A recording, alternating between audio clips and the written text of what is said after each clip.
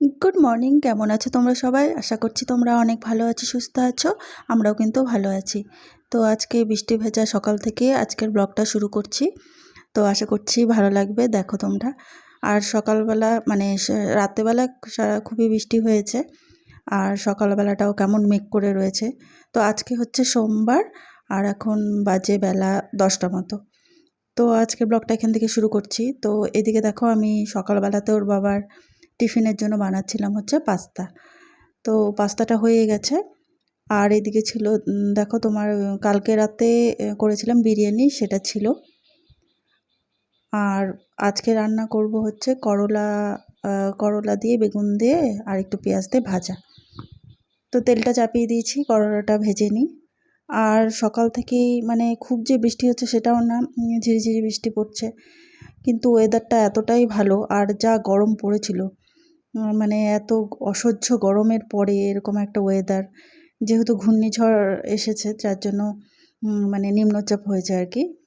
তো সে যাই হোক না কেন, মানে ঠান্ডা ঠান্ডা ওয়েদারের জন্য মানে মনটা সত্যি খুব ভালো হয়ে গেছে। তো রান্নার ফাঁকে ফাঁকে আবার আমি একটু একটু করে হাওয়া খেতে আসছি বাইরে, আর দেখছি যে বৃষ্টি হচ্ছে কিনা। তো ঝিরিঝিরি বৃষ্টি পড়ছিল, আর তার সাথে ছিল হচ্ছে হাওয়া। তো হাওয়াটা মানে এতটাই ঠান্ডা একটা হাওয়া যে প্রাণ জুড়িয়ে যাচ্ছে। তো যাই হোক, আবার আমি আসলাম ঘরে, মানে রান্নাঘরে। এবার হচ্ছে সজনে ডাঁটা কেটে নিয়েছি, তো এটা করব চচ্চড়ি। তো বড়ি বড়ি দিয়ে চচ্চড়িটা করব সর্ষে বাটা দিয়ে। তো বড়িটা আগে ভেজে তুলে নিচ্ছি, তারপরে সজনে ডাঁটাগুলো ছেড়ে দেবো। তো বলতে বলতে আমার রান্নাও হয়ে গেছে। তো দেখো আজকে ফাইনালি কি করেছি: সজনে ডাঁটার চচ্চড়ি, আর করলা ভাজা, আর এদিকে তোমার খুব অল্পই মাছ ছিল, পাবদা মাছ, সেটা ঝোল করে নিয়েছি। তো এই বেলার তো হয়ে যাবে, সামনে দেখা যাবে আবার রাতেবেলায়। তো এইদিকে খাওয়া দাওয়া করে মানে বর বসেছিল, আর বৃষ্টি হচ্ছিল যেহেতু দোকানে যেতেও দেরি হচ্ছে। তো লাস্টে না পেরে বেচারা রেইনকোট পরে নিয়েছে, যে যেতে হবে। এবার বেলা হয়ে গেছে, 12টার মতো বেজে গেছে।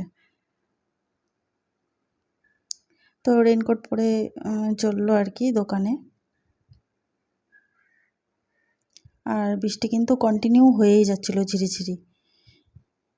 আবার এদিকে থামছিলও না, আবার যে খুব জোরে সেটাও না, আর আকাশে মেঘ করে রয়েছে।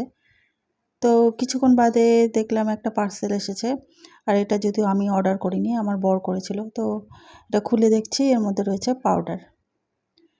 তো পাউডারটা বেশ ভালোই ছিল, স্যান্ডেলের, খুব সুন্দর সেন্ট। তো তারপরে বিকেলবেলা আবার এটা, তো বিকেলবেলাতে এটা হচ্ছে এসেছে পার্সেলটা, এটা আমি জানতাম। আর এটা হচ্ছে অর্ডার করেছিলাম আমার মেয়ের জন্য।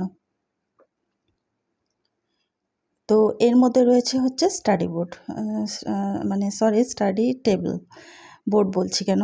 তো যাই হোক, এর আগে দুটো ছিল, তো দুটোর ভাঙা হয়ে গেছে। যদিও অনেক ছোট ছিল তখন, বুঝতো না।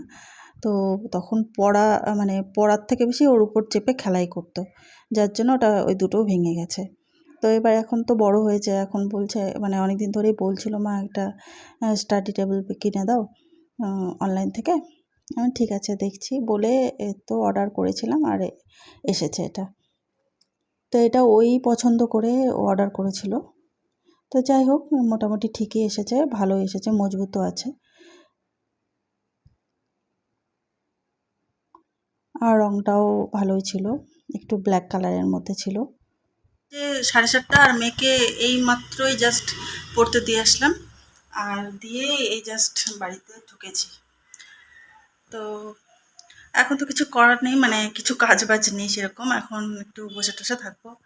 দেন রাত্রে রাত্রে রাত্রে তো রান্না করতে হবে। তো ভাবছি রাতেরবেলাতে ডিমের ঝোল ভাত করে নেব, আর মেয়েকে তোর বাবা নিয়ে আসবে, আর 9টার সময় ছুটি হবে। তো ঠিক আছে, চলো দেখো তোমরা কি করছি। তারপরে আমি আসলাম রাত্রেবেলা, মানে আমার বর চলে এসেছে দোকান থেকে, তো ওর জন্য চা বসিয়েছিলাম, আর পাশে ডিম সেদ্ধ করে নিয়েছি। আর যেহেতু বললাম ডিমের ঝোল করতে হবে, তো ডিমের ঝোলটাও দেখো হয়ে এসেছে। তো এটা এবার একটু গরম মশলা দিয়ে নামিয়ে দেবো। আর মেয়েও পড়ে এসেছে, আর ওর পেয়েছিল খুব খিদে, যার জন্য বললাম তাহলে খেয়ে নাও। তো ভাত দিয়ে দিয়েছি ওকে, আর ও না ডিমের ঝোল খেতে চায় না, যেই শুনেছে ডিমের ঝোল হবে।